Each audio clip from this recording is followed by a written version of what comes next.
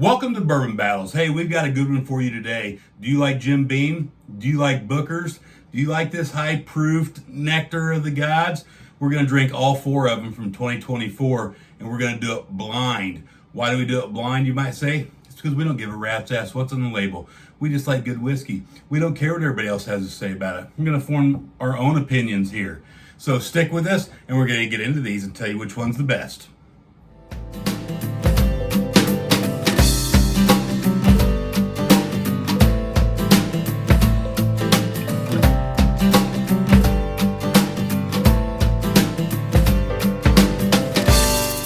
Thanks for sticking around this far. So here's how this works.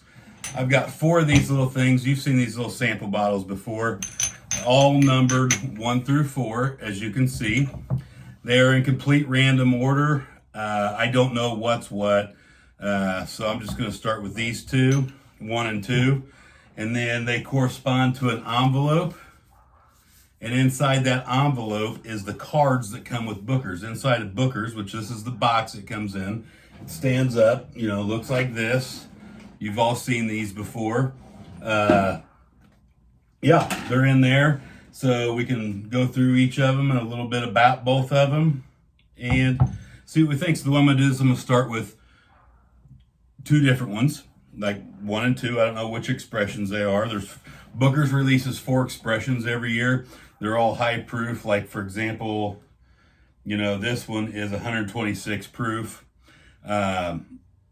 They are batch products. They are not single barrel products, which means it's a big vat of whiskey. More than one barrel goes into that vat. So it is made by Jim Beam in Claremont, Kentucky. So what I'm going to do is I'm going to pick 2 of these. I'm going to show you what I'm drinking while I drink it so you can follow along at home. And I'm going to pick a winner of these 2. Then I'm going to go those 2, pick a winner, and there's going to be, that'll leave us with 2 left over. I'm going to pick a winner between those, and then we're going to say this is the best Booker's in 2024. So we're going to start this off here. I love Jim Beam products. I love Knob Creeks. I love Booker's, all that stuff. So this stuff is a real treat for me every year when it comes out. It's not the easiest stuff to get, but it is obtainable. What I love about it is my experience is they're supposed to be, I think, $89.99 retail, $90. And you usually see them on secondary markets for $100. But when you figure in tax, it's the same price. So that's kind of cool. The nose on number 2 is better. Let's start with number 1.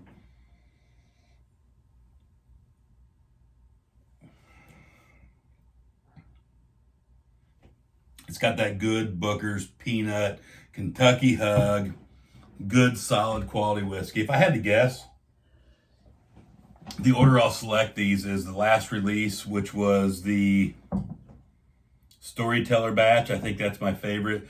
Then the 3rd release, which was the Mighty Fine batch. I think that would be next. And then I think Charlie's batch, the 1st release, finishing off with the Apprentice batch.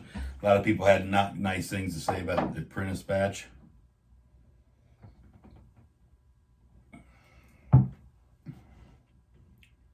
That, whatever it is I'm drinking right now, you see it on your screen. This glass number 1 is really, really good. Okay, get into number 2 here.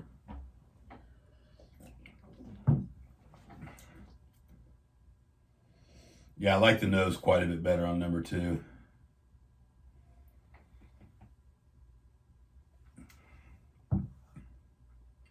Hands down, number 2 is so much better. It's more of that creamy peanut butter. The proof doesn't show through quite as much. Much, much better experience for me, in my opinion. Glass number 2. Save that for the finals. Might as well do something with this, right?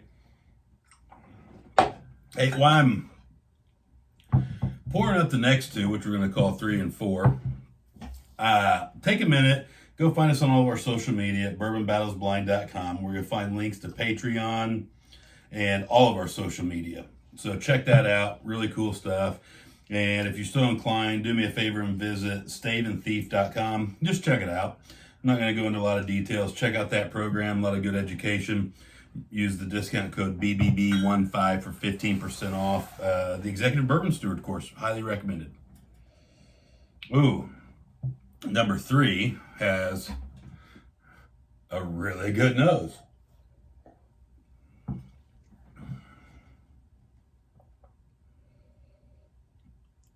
I'll go ahead and do these all the way out, and the way I can put them in complete order. I like the nose on number 4 better, I think.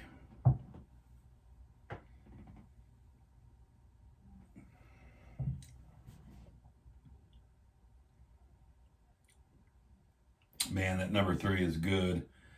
I don't think it holds up to number 2. Or maybe probably not even number 1.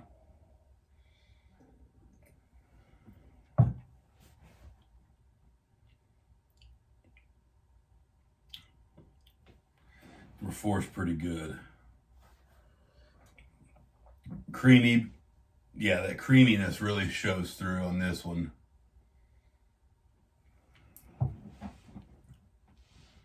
These are both pretty good.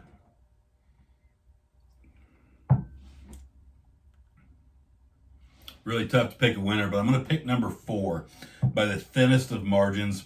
I just think it drinks a little smoother, if you will. They're all high proof, right? We know that. So now we have 2 and 4. 2 and 4, if they're backwards to you, I'm sure. Let's get a little more here. My prediction is this is the 3rd and 4th releases, just because I've drank all these and I feel like that's the order I would pick them in. And we will take the winner of this and pair it off against the winner from last year.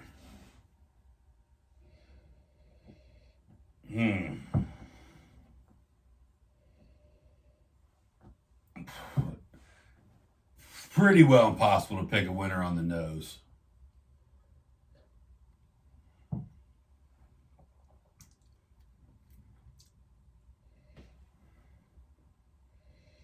Let me know in the comments what you want to see in a mini tournament. Let me know in the comments what you want to see in a blind battle. Let me know what you think about bookers in general. There's a lot of people out there that don't like bookers. Hey, look, man, I get it. Everybody's different. There's some sharpness to it, that Kentucky hug. I get why it's not for everybody. It's just one of those things that I really enjoy. I've got a feeling I'm going to go. I just had some good fruit notes show through on that time. I should get my Stave and Thief Society Sensory Kit out and mess around with it in this.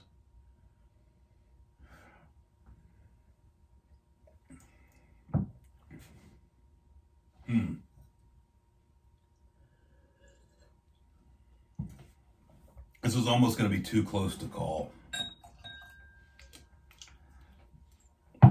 But we don't have no stinking ties. You got to pick something.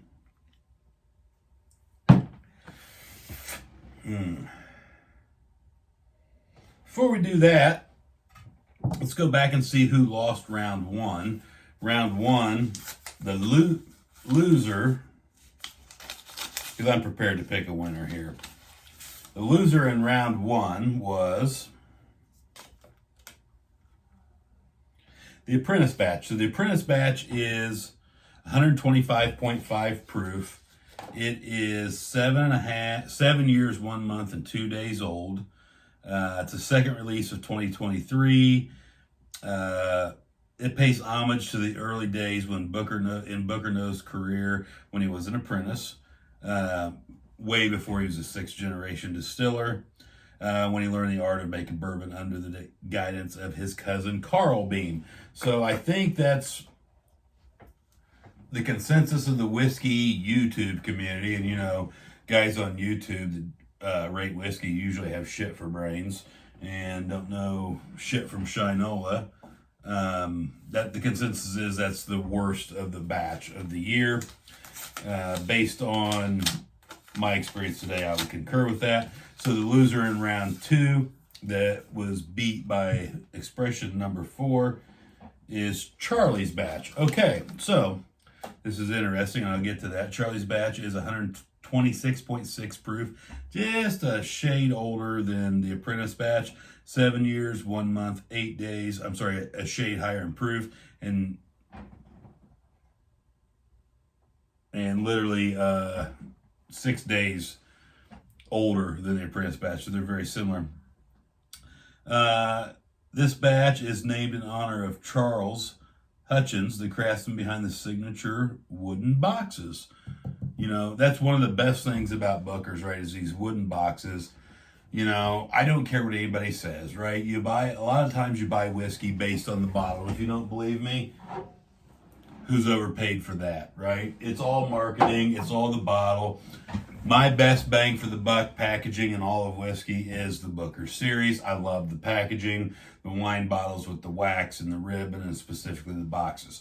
So this particular expression pays homage to the gentleman that creates the boxes. So very good. So let's take a real quick peek at this. So my prediction was correct. The last 2 that are left are the last 2 expressions of 2023. Storyteller and, oh my gosh, my eyes are so stinking bad. So one of these is Storyteller and one of these is Mighty Fine. I think I will pick the Storyteller batch, but we shall see. Go through these one more quick time.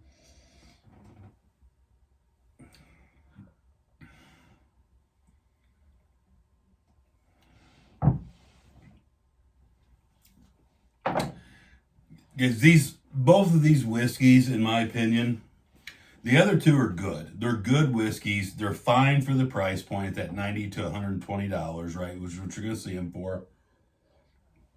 They're fine to pay that. Both the Apprentice and the Charlie's batch. You're not going to, with the presentation and everything, that's not a bad deal. These 2 are a considerable notch above those 2, in my opinion. And of the very, very, very thinnest of margins, I'm going to select number 2 as my favorite. So you guys already know, so might as well just bust into these real quick. I'm going to go with what I picked. My guess this is the 4th expression, last one of the year.